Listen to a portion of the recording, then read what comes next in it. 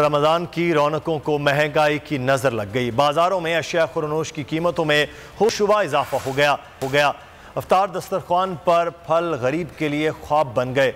मुर्गी मटन कीमत सुनकर अवाम कानों को हाथ लगाने लगे। सब्र के महीने में अवाम का सब्र जवाब दे गया। हुकूमत को आड़े हाथों ले लिया। तो नजर आ रहा है सामने लिखा हुआ है जुल्म मिटने के लिए दो चीजों से मिटेगा भाई। एक अदल की कुर्सी पे जो लोग बैठते हैं ना, वो अदल के हिसाब से फैसले करने लगे। दूसरा कौम निकल खड़ी हो जुल्म के खिलाफ, तो जुल्म खत्म हो जाएगा। या इन दोनों में से कोई एक चीज हो जाए या दोनों हो जाए। अगर 420 का मुकदमा था, उस वक्त अदलिया में जो लोग बैठे हुए केस देख रहे थे, वो पूछते ना यार चीट हुआ कौन है। जब उनको दिखता कोई चीट नहीं हुआ, केस खत्म कर देते। तो जालिम जुल्म कर ही नहीं पाता।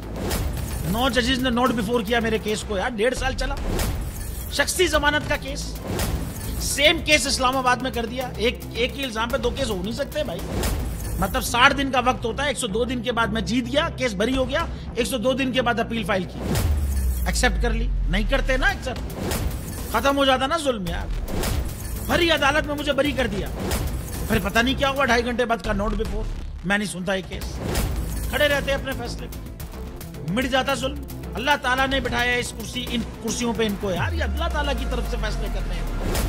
तो या तो ये फैसले आएंगे, जुल्म मिट जाएगा, या कौम खड़ी हो जाएगी जुल्म के खिलाफ।